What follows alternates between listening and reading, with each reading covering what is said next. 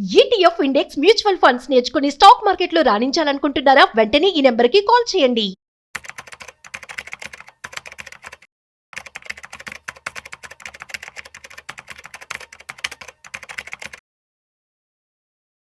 రిటైర్మెంట్‌కి దగ్గర అవుతున్న వాళ్ళు, అదేవిధంగా రిటైర్డ్ అయిపోయిన వాళ్ళందరూ కూడాను ఎలా పెట్టుబడి పెట్టుకోవాలి?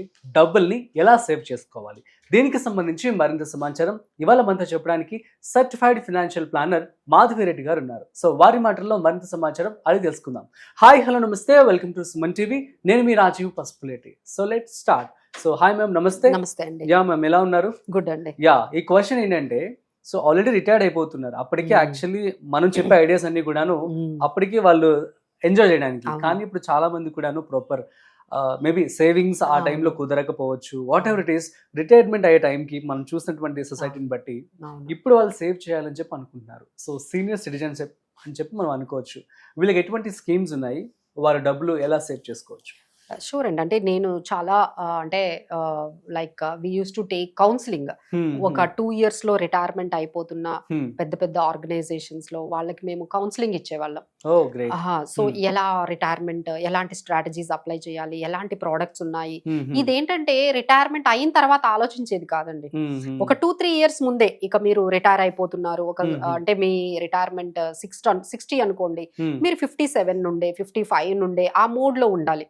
అలానే మీరు 65కి రిటైర్ అవుతున్నారు, 62కి రిటైర్ అవుతున్నారు అంటే 58 years నుంచి మీరు ఆలోచించడం మొదలు పెట్టాలి. అప్పుడైతేనే మనం పెర్ఫెక్ట్ ల్యాండింగ్ అనేది జరుగుతుంది. అయిపోయిన తర్వాత మనం ఆలోచించి స్ట్రాటజీస్ తీసుకోవడం కన్నా. సో ఇక్కడ ఎవరైనా అండి, ఇప్పుడు రిటైర్మెంట్ అయిన వాళ్ళకి మేజర్ ఆబ్జెక్టివ్స్ ఏముంటాయి? రెగ్యులర్ రిటర్న్ కావాలి. రెగ్యులర్ గా పెన్షన్ లాగా, ఇప్పుడు పెన్షన్ సిస్టమ్ లేదు. సో ఇప్పుడు అందరూ కూడా అన్ని ఆర్గనైజేషన్స్ కూడా లంసమ్స్ ఇచ్చేస్తున్నాయి. మీకు ఒక 1 crore ఇస్తాము, ఇక మాకైతే బాధ్యత లేదు అని చెప్పి ఆర్గనైజేషన్స్ అన్ని కూడా పెన్షన్ సిస్టమ్స్ అన్ని తీసేసాయి. మీరు బయటకు వచ్చేటప్పుడు మీ పీఎఫ్లు కానీ, మీ పీఎఫ్ అమౌంట్లు కానీ, లేకపోతే మీ గ్రాట్యుటీలు కానీ, ఇలాంటి అమౌంట్ అంతా కూడా మీకు ఒక లంసంగా ఇచ్చేసి రిటైర్మెంట్ ఫంక్షన్ చేసి పంపించేస్తున్నారు. So then that is your responsibility. మీకు వచ్చిన ఈ 70 లక్షలు కానీ 1 crore కానీ ఎలా ఇన్వెస్ట్ చేసుకుంటారు, ఎలా మీరు ప్రొటెక్ట్ చేసుకుంటారు అని మీ మీదే వదిలేస్తున్నారు. సో ఇది ఒకటి. అంటే అందరికీ ఛాలెంజింగ్ ఏంటంటే ఈ అమౌంట్ ని ప్రొటెక్ట్ చేసుకుంటూ రెగ్యులర్ ఇన్కమ్ ని ఎలా తెచ్చుకోవాలి. సెకండ్ ఏంటంటే సేఫ్టీ. కంపల్సరీ ఏంటంటే ఈ అమౌంట్ అనేది ఇంకా వాళ్ళకి లైఫ్ లాంగ్ ఉండాలి కదండి. సో ఎంత సేఫ్టీగా దాన్ని చూసుకోవాలి, ప్రొటెక్షన్ అనేది ఎంత ఇంపార్టెంట్. ఆ ఏజ్ వాళ్ళు మళ్ళీ ఇంకా ఎర్నింగ్ కెపాసిటీ కూడా ఉండదు కదా వాళ్ళకి. సో ఈ అమౌంటే అప్ టు 60 years నుంచి ఇప్పుడు లైఫ్ స్పాన్ 80-85 కూడా ఉంటున్నారండి. సో ఈ 1 crore 20-25 years వరకు ఎలా పెట్టుకోవాలి, ఎక్కడ పెట్టుకోవాలి అనేది అనదర్ ఛాలెంజ్ అనేది మనకు కనిపిస్తుంది. ఇంకోటి ఏంటంటే అన్నిటికన్నా పెద్ద ఛాలెంజ్ ఏంటంటే ఇన్ఫ్లేషన్ అండి. సో ఇన్ఫ్లేషన్ ఎవ్రీ ఇయర్ పెరిగిపోతుంది. అసలు మాకే అంటే మేము ఎక్కువగా క్లయింట్స్ ని మీట్ అవుతుంటే, మేడం మేము 40-45 years ఉన్నప్పుడు కూడా మాకు అంత ఖర్చు అవ్వట్లేదు, ఎప్పుడైతే రిటైర్మెంట్ అయ్యామో ఖర్చు చాలా ఎక్కువ అయిపోతుంది. మేబీ హెల్త్ రీజన్స్ గానీ, లేకపోతే మీరు కంఫర్ట్ జోన్ లో ఉంటారు కదండి. 60 years తర్వాత మూవ్మెంట్స్ కూడా తక్కువ ఉంటాయి. యూ వాంటెడ్ హ్యావ్ డ్రైవర్, మీ ఇంట్లో పని వాళ్ళు కావాలనుకుంటారు. సో ఏంటంటే ఒక్కసారిగా మీ లైఫ్ స్టైల్ అనేది మారుతుంది, ఎక్స్పెన్సివ్ అయిపోతుంది. సో ఎవరికైనా హెల్ప్ చేయాలనుకోవడము, ఇలాంటివి చాలా రెస్పాన్సిబిలిటీస్ చాలా అందరూ ఎక్స్పెక్ట్ చేస్తూ ఉంటారు. సో దీని వల్ల ఏమవుతుందంటే మీ ఎక్స్పెన్సెస్ కూడా కొంచెం పెరుగుతాయి. అంటే చాలా మంది ఏమనుకుంటారంటే మనం రిటైర్మెంట్ అయిన తర్వాత చాలా మనీ తగ్గిపోతుంది, మనకు అంత అవసరం ఉండదేమో అనుకుంటారు. బట్ ఇది చాలా రివర్స్ అండి. మీకు రిటైర్మెంట్ అయిన తర్వాతే చాలా ఎక్స్పెన్సివ్ గా అనిపిస్తుంది లైఫ్. మీరు ఎక్కడికి వెళ్ళాలన్నా మీరు డ్రైవ్ చేసుకుని వెళ్ళిపోలేరు, నడుచుకొని వెళ్ళిపోలేరు. అంటే like you have to have some kind of support ఉండాలి. తర్వాత కంఫర్ట్ గా ఉండాలి అనుకుంటారు కదండి. సో ఇదంతా కంఫర్ట్ రావాలి అంటే ఈజ్ వెరీ ఎక్స్పెన్సివ్. సో ఇంకొక పెద్ద ఛాలెంజ్ ఏంటంటే లైఫ్ స్పాన్ అండి. సో 85 years కూడా ఉంటున్నారు, 80 years ఉంటున్నారు. సో యావరేజ్ పెరిగిపోయింది, లైఫ్ స్పాన్ పెరిగిపోయింది.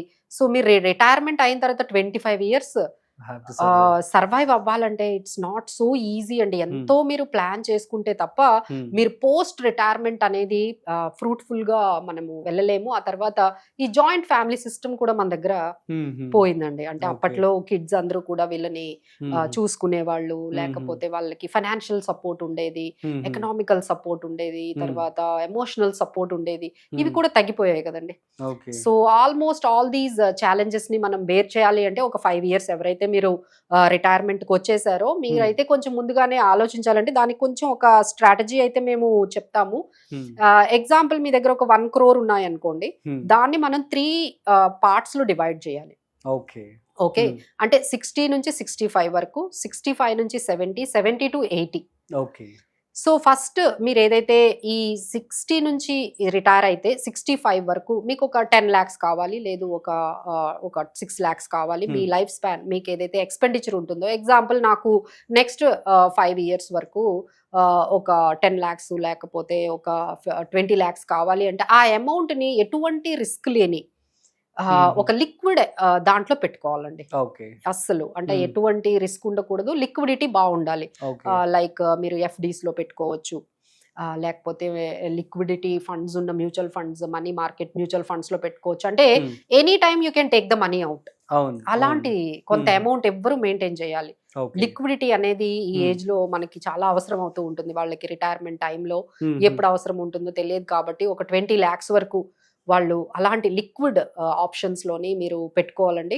ఆ తర్వాత అంటే ఇంకా మీరు 65 వరకు వచ్చేసారు, 65 నుంచి 70 ఈ 5 years కి సంబంధించిన అమౌంట్ ఏదైతే ఉందో, అంటే అరౌండ్ 30 lakhs 40 lakhs ఉందో, అది మీరు కొంచెం డెట్ ఫండ్స్ లో పెట్టుకోవచ్చు. అంటే బ్యాలెన్స్డ్ ఫండ్స్ కానీ, అంటే రిటర్న్స్ కూడా రావాలి.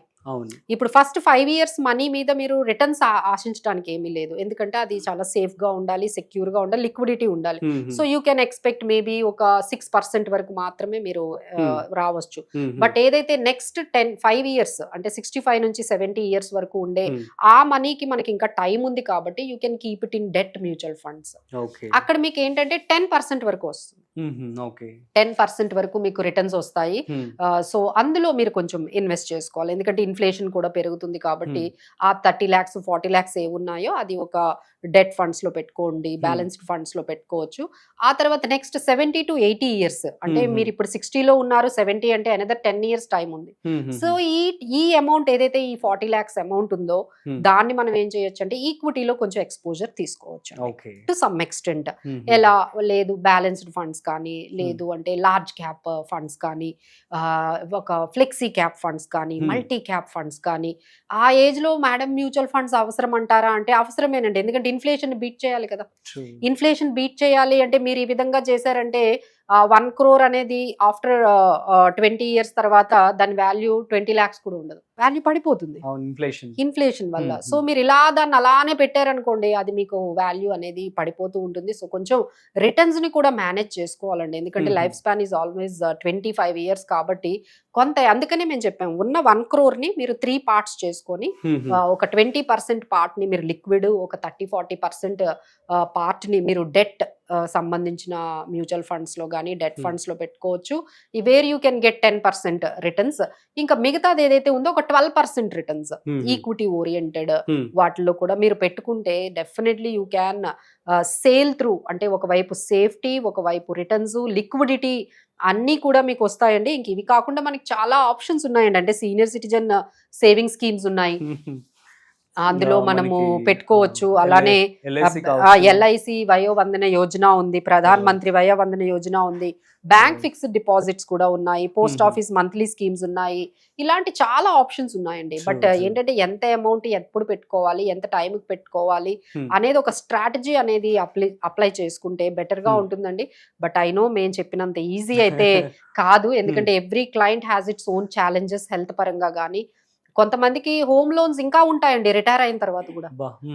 So there are many clients who are having loans to pay.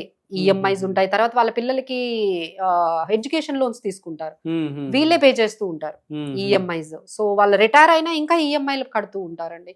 So ఇలాంటి సిచ్యువేషన్స్ ఉండొచ్చు. సో బెటర్ ఏంటంటే ఒక ఫైనాన్షియల్ ఎక్స్పర్ట్స్ ని మీరు సంప్రదించి వాళ్ళతో మాట్లాడి వాళ్ళకి ఎలాంటి కస్టమైజ్డ్ స్ట్రాటజీస్ బాగుంటాయో సీనియర్ సిటిజన్స్ మాట్లాడి అప్పుడు డెసిషన్ తీసుకుంటే బాగుంటుందండి.